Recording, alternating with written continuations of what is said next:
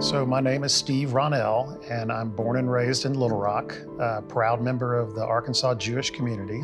Ken Burns' documentary will help reconnect Arkansans with a piece of history that happened, that should never have happened, and can never happen again. And the only way that it can never happen again is if we learn from it and we talk about it. The Holocaust is a historical event that impacted the Jewish people, but it didn't just impact the Jewish people alone.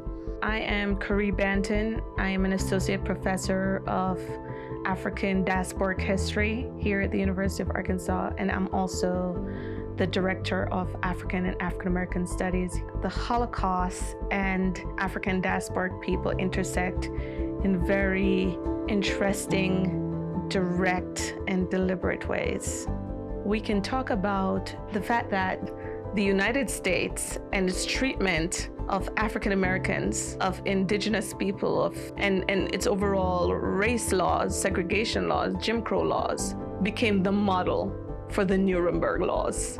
In fact, they sent prominent lawyers and scholars over here to study the Jim Crow system of excluding Black people and Native people, and one studied here. It's not a surprise that he came to the South, right?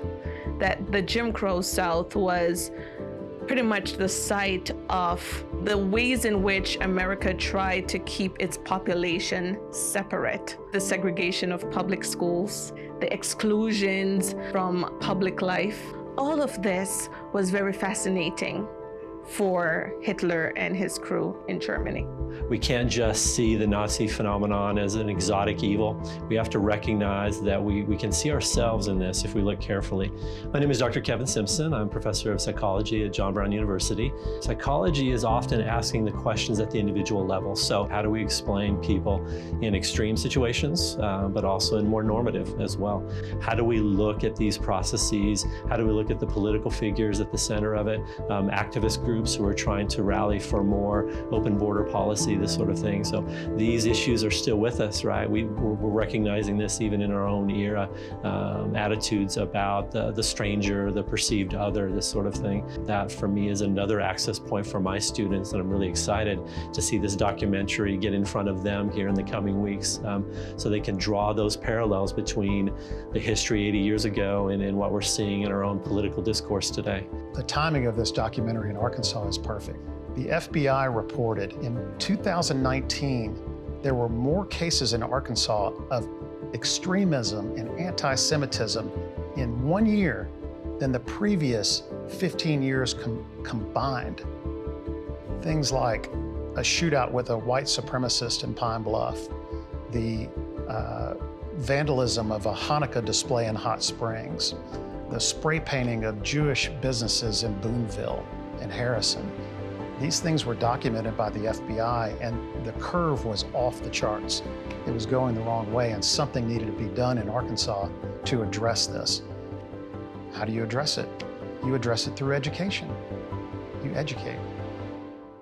My name's Ricky Manus. I'm a longtime Arkansas native. I start every year off and what is history?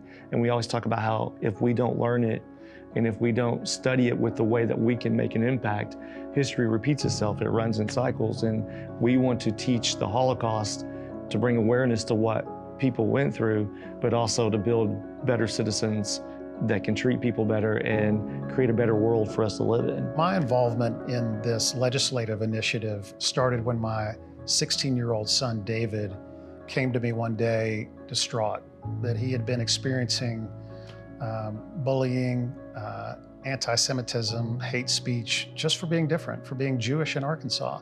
And he just said, Dad, is there something that we can do to turn this into a positive?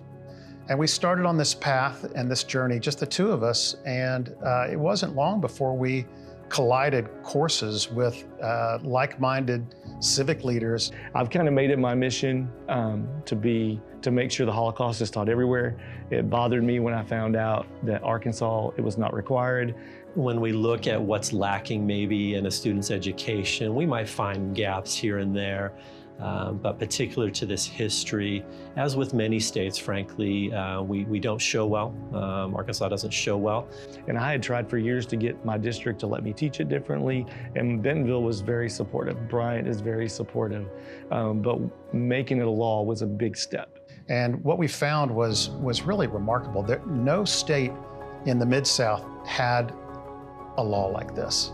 No state touching Arkansas had a law like this. We became the first state in our region to make Holocaust education mandatory statewide in Arkansas public schools. All Democrats and all Republicans in both the state Senate and the state House of Representatives voted to pass this bill along to Governor Hutchinson, who signed it in April of 2021 on Holocaust Remembrance Day, which was really a special moment. And my son David and I were in the governor's conference room to watch him sign this bill into law. And he handed the pen over to David and congratulated him and our whole group on the success that we had achieved together. The U.S. and the Holocaust. Maybe some might question, why would there be a documentary looking at those ties? I think for some, the initial question will be, the Holocaust didn't happen here. Why are we talking about it through the American sort of experience? We have to look at it that way, because when you study things such as slavery and Native Americans, unfortunately, that's a continuing story as we move up.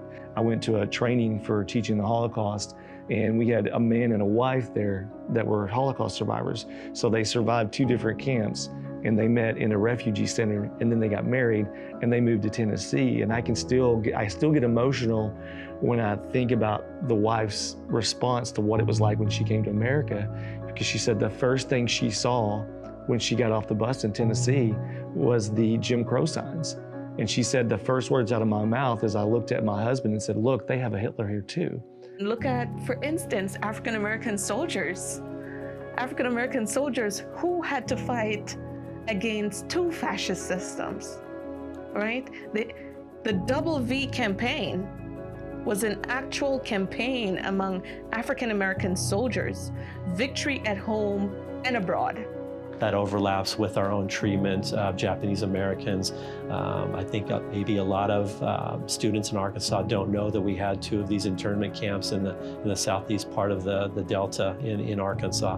When you look at what's going on in the United States today with some of our political discourse, you see connections and you see direct correlations to what happened in the mid-1930s in Nazi Germany, where it was us versus them, and they're the reason that you're hurting, and they're the reason that life looks so bleak for you, and it can only be better if we wipe out that thinking and that way of life.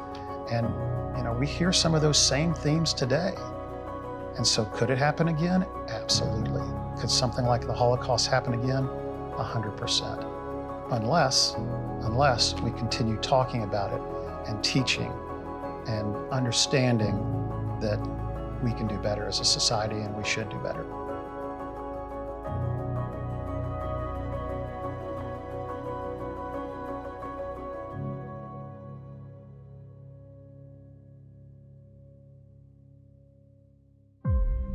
Even though the Holocaust took place in Europe, it is a story that Americans have to reckon with too.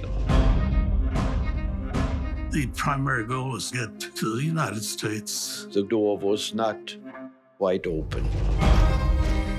Rule changes make it even harder for refugees to get in. We are a good people, but that's not all there is to the story.